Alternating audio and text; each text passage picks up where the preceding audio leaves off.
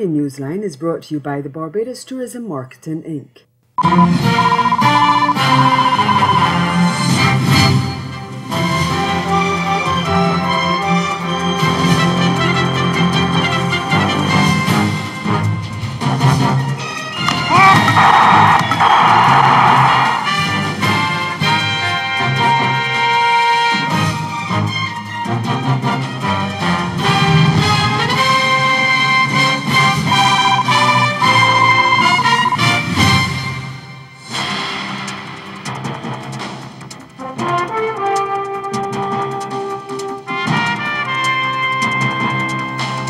Protests in Guyana as the opposition accuses the elections body of defying CCJ orders.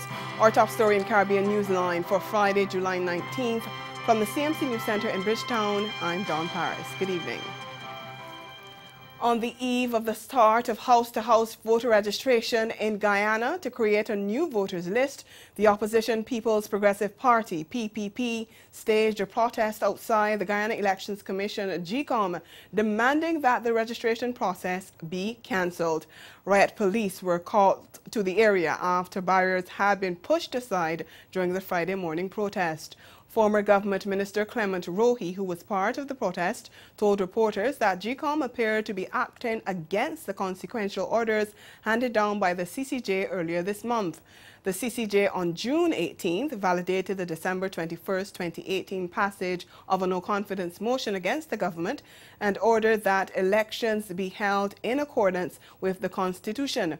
The Constitution states that elections should be held within 3 months of a passage of a no-confidence motion, but earlier this month, the CCJ said the consequence of the motion was on pause until it ruled on June 18th. That essentially pushed the 3-month deadline to September 18th. GECOM said in an order published in the official Gazette this week that the exercise will run from Saturday, July 20th to October 20th. But the PPP insists that the electoral body should be getting itself ready for elections rather than starting a process that is likely to go beyond the 3-month deadline. And opposition leader Barrett Jagdeo says he will push for the GECOM chairman to stop the house-to-house registration as the PPP considers all its legal options. We get more in this Newsroom Guyana report. The Guyana Elections Commission, GECOM, in a press statement on Friday, confirmed that it will commence house-to-house registration on Saturday, a process which it hopes to complete by October 20th. The order to commence the registration process was signed by former chairman of GECOM, Justice Retired James Patterson, on June 11th. However, it was only published this week.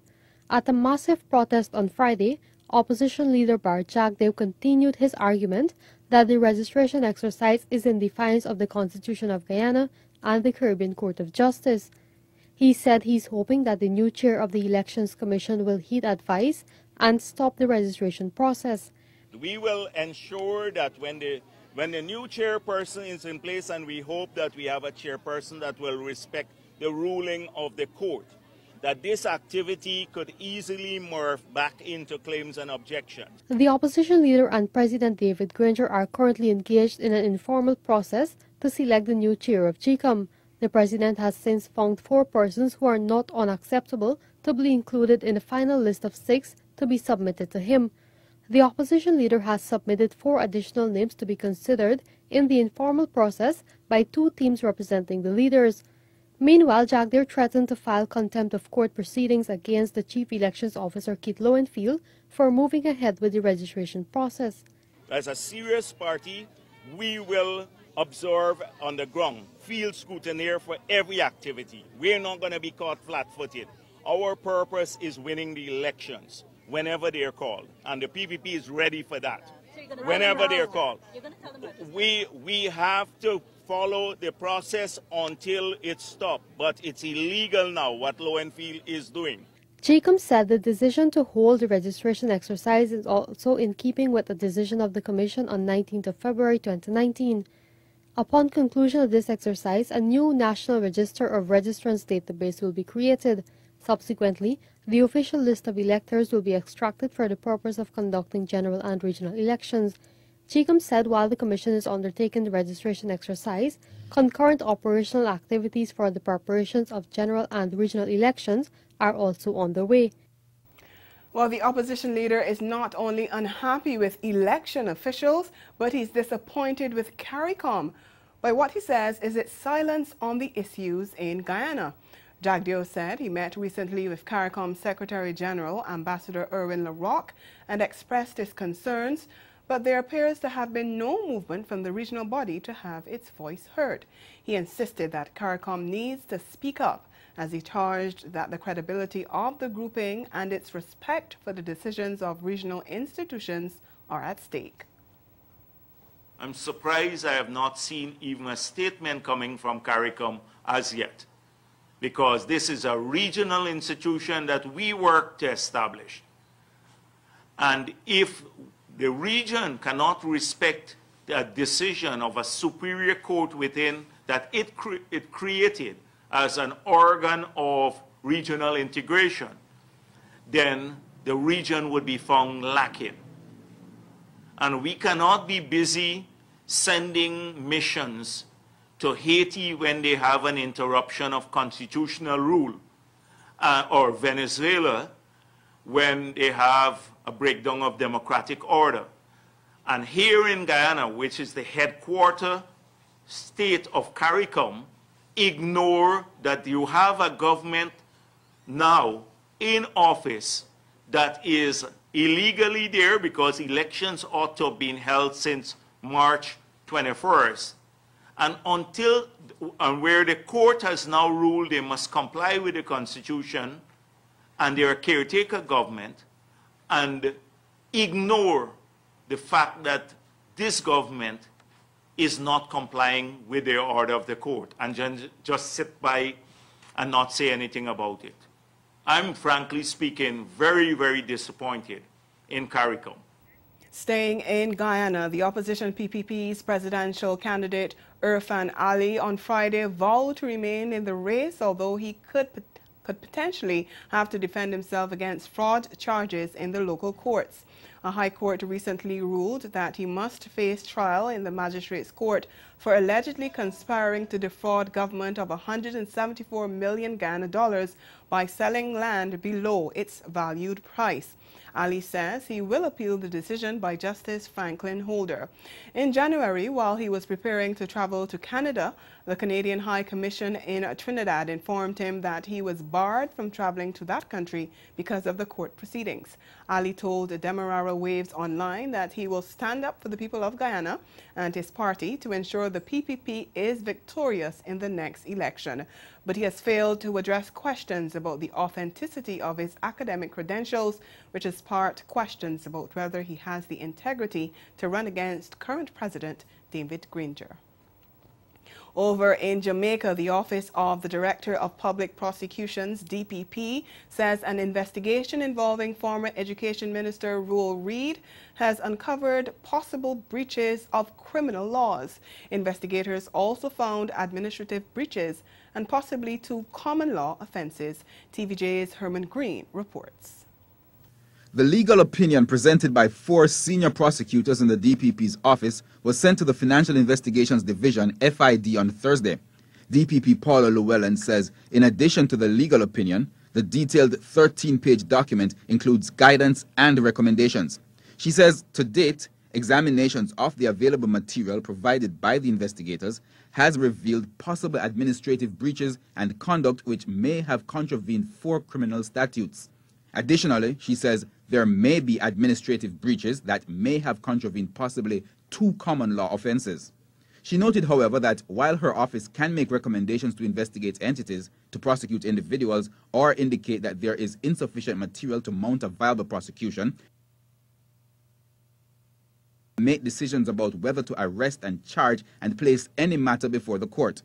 Head of the FID, Robin Sykes, confirmed receipt of the document and outlined the FID's plans going forward. The DPP has provided some excellent guidance to us as to how to ensure that this case meets the highest standards required by our courts, and we are determined to ensure that we meet her recommendations and follow her guidance so that when it is presented to the court. It's a solid case and watertight.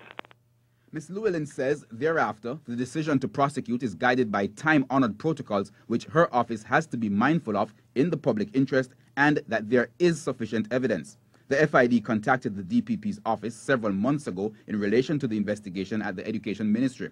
Ruel Reid was asked by Prime Minister Andrew Holness to resign on March 20 amid allegations of corruption at the ministry and several entities falling under its remit, including the Caribbean Maritime University, CMU. It has also been alleged that several people connected to Mr. Reid received contracts from the CMU, including 2 helpers and a driver. Coming up in Caribbean Newsline, the Caribbean Development Bank pulls funding from a project in St. Vincent and the Grenadines. We'll explain why after the break. Stay with us.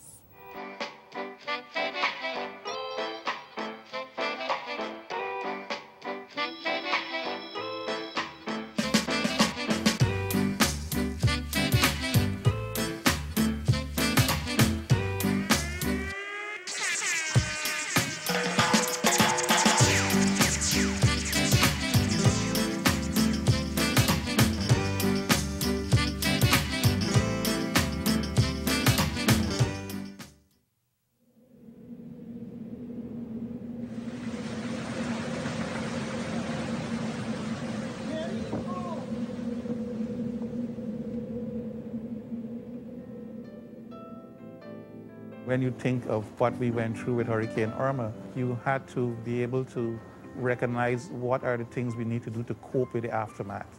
The psychological trauma, to me, is probably the most telling on a lot of people. Preparedness is the key. So when people are prepared, when people have what their resources in terms of how they can cope with the disaster, they're better able to be able to return to their normal life. They're better able to make decisions that are informed for themselves and for their family and then for their community. Be ready, look, listen, and link.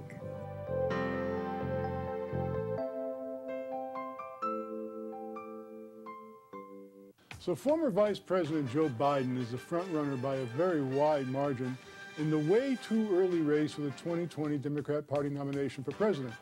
Now, I have legitimate concerns about a potential President Biden because of where he wants to put his hands. And no, I'm not referring to that issue. I'm talking about his desire to put his hands, or the hands of our government, deeply into our pockets. Joe Biden is determined that the flood of illegal immigrants violating our border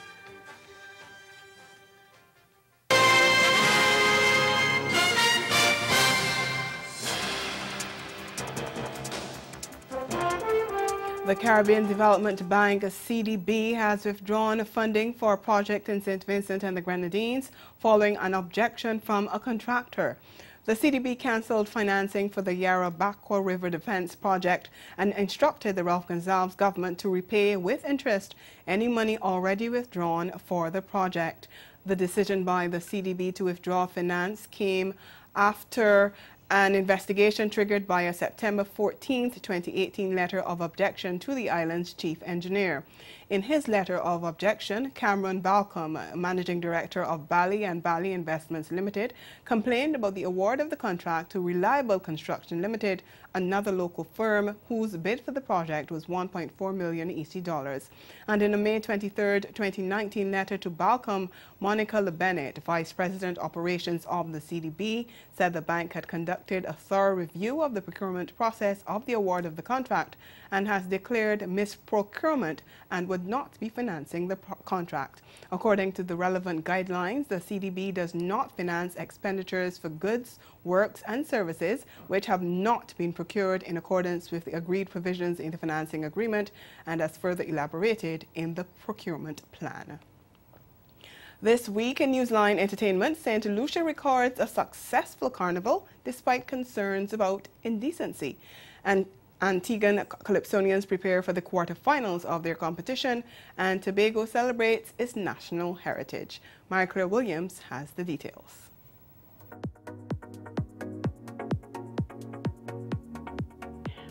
Organizers of this year's St. Lucia Carnival say the event was a success, but they are not happy with what they say was lewd and indecent exposure.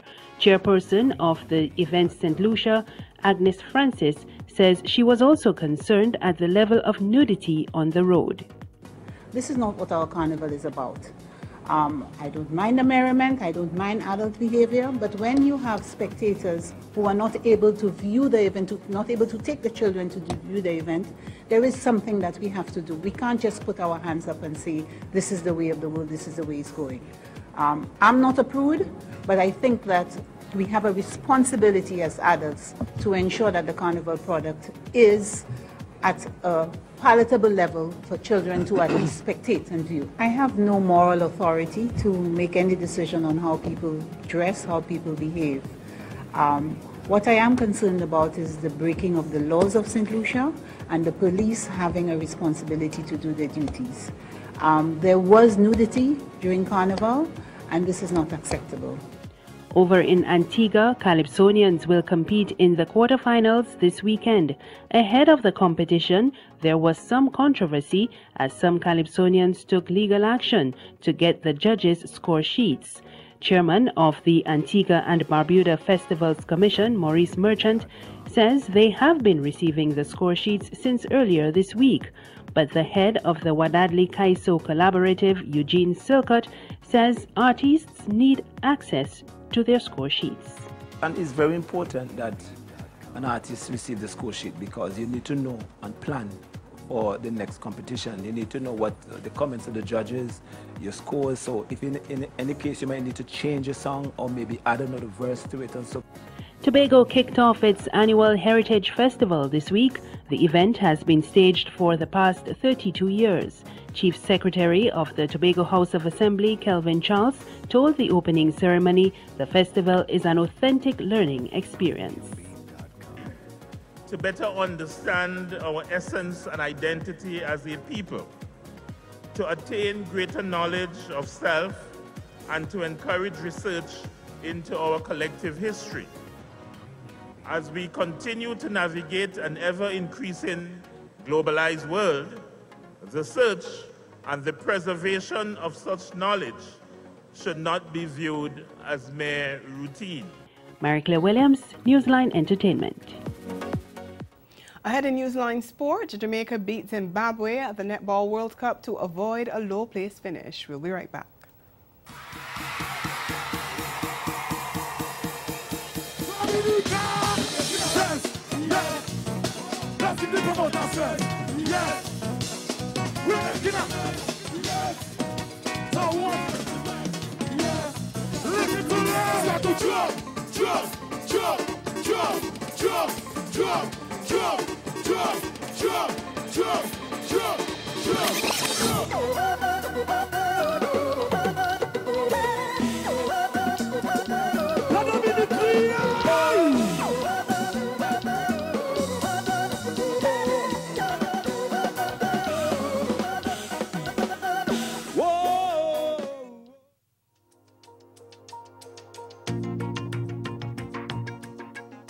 After an emergency, you can help yourself and others by looking, listening, and linking.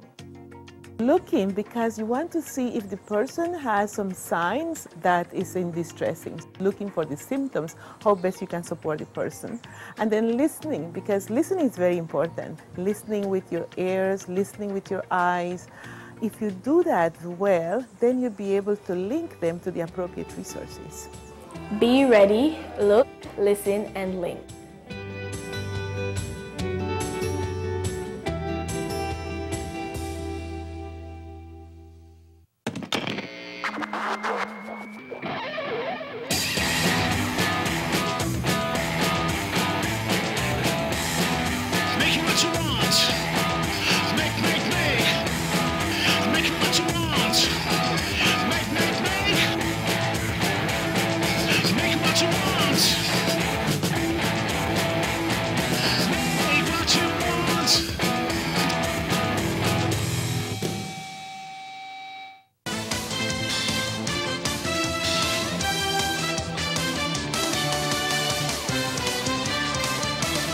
Jamaica avoided a 7th or 8th place finish when they beat Zimbabwe by 30 goals at the Netball World World Cup in Liverpool, England on Friday. The Sunshine Girls, who are already out of the tournament, held on to their lead in the first half before the African side got the better of them, scoring 14 goals to 12 in the third quarter.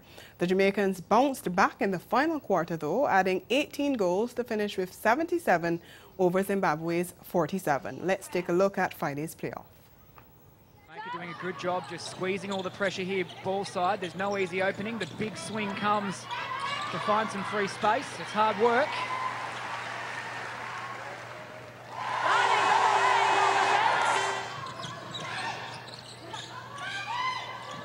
Oh, the long ball, Jodie-Ann Ward lurking around for that one.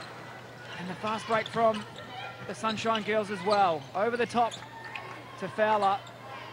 It's good transition from defence to attack.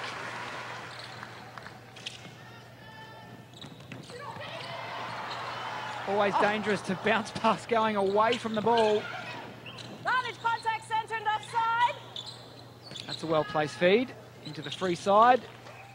A good change of angle there from Romelda. You could see the work and the timing just to present ball side for her feeder. Oh, Dixon again. Good hands. Well, she did a nice job there. Having a fabulous season for the Adelaide Thunderbirds out in the Australian League. Nicely done to Keita. And certainly Zimbabwe 13-11 in this third quarter. Advantage obstruction wing defence. It was interesting. I was thinking at halftime that this could be an opportunity for Jamaica to hit the century. Advantage wing obstruction. Goalkeeper obstruction. And look, Jamaica are just having these periods of play where they make it look so easy. Well, it was a good idea from Romelda Aiken, and of course she has a little chuckle to herself. If it works, it's brilliant. If it doesn't, not so much, but never mind. It is a 30-goal. Over to football. Trinidad and Tobago began their campaign in the Under-15 Invitational on a losing note. They were defeated by Panama 5-4 in Cuba. TV6's Sergio Dufour has more. Trinidad and Tobago opened the scoring against Panama to get the high-scoring affair off and running at the Atabolden Stadium in Cuba. Then in the 26th minute, Raimundo Arauz ran through the TNT defense before crashing his shot into the back of the net to level the scores. Panama kept the pressure on and were awarded a penalty. The subsequent shot was drilled past the diving keeper, 2-1 in the 39th minute. However, a late corner dropped ideal for Malik Khan to bring things level again as the teams went into the half. On the resumption, Jaheim Marshall did this in the 68th minute.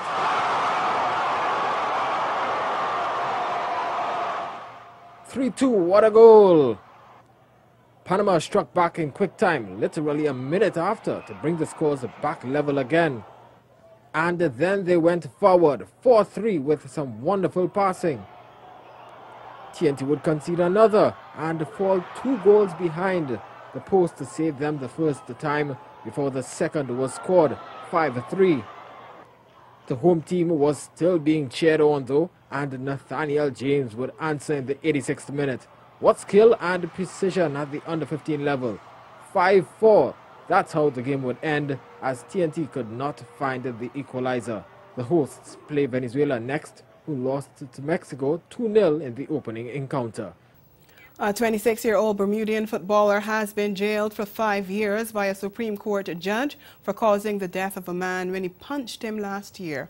Rakeem DeShields attacked Dijon Simmons, a bartender at a Hamilton restaurant, in an early morning incident near a nightclub on Front Street in March 2018. The court heard that the 30-year-old victim hit his head on the curb, was knocked out by the impact, and never regained consciousness. He died in hospital 3 days later.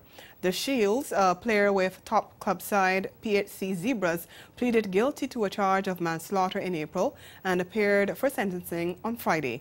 The footballer said otherwise to be of good character, accepted responsibility for his actions, and he said the reason he punched Simmons was because he believed he was reaching for something in his back pocket. Perennial powerhouses Mexico and USA South will clash in the Cup Finals of the 2019 Rans Under-19 men's rugby tournament underway in Barbados. The Mexicans handed the Bermudians a 17-0 whipping to move on to the championship round. They were also victorious against the Dominican Republic, handing them a 5-0 drubbing at the final whistle. Trinidad and Tobago, meanwhile, went under to the Americans 18-5. They lost to St. Lucia 17-5 in an earlier game, but had beaten Curacao twice. 40-0 in the first clash and 41-0 in the second encounter. Bermuda and Trinidad and Tobago will play for third place. Curaçao's misfortune continued, this time against St. Lucia, who handed them a 47-0 drubbing. Earlier in the day, Jamaica dismissed host Barbados. 36-7 was the final score, but they broke even with Mexico, the game ending a 12-all draw at the end of play. The women's tens will continue on the weekend. Over to horse racing now. Jamaican Richard Mears rode 2 winners on Wednesday's 7-race card to strengthen his hold on second place in the jockeys' standings at Asanobia Downs. The 33-year-old scored in race 2 over 6 furlongs with 2-1 choice Eaglebine and returned to capture race 6 with 9-1 bet Mr. Henry Lee in a 7-furlong contest. Asanobia's Darren Dunn has the call. Green horses. 3 wide, hot and thirsty. Pulls the trigger and now moves into second through a half in 48-1. Moving up is also Mr. Henry Lee and Hoochie Coochie Sam. They're coming to the head of the lane, the half 48-1. Pfeiffer with the lead by 2. To the far outside, Mr. Henry Lee is going to try and run him down and has big strides. 3/4, 13-3. Pfeiffer on the inside. Mr. Henry Lee is all the best today. Mr. Henry Lee gets it done. Pfeiffer is second best. Very close for third between hot and thirsty. And that's the sport. We'll be right back.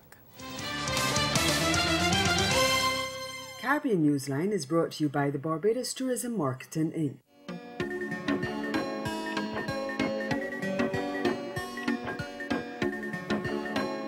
Welcome to this year's 50th Caribbean Broadcast Union Assembly on the island of San Andres.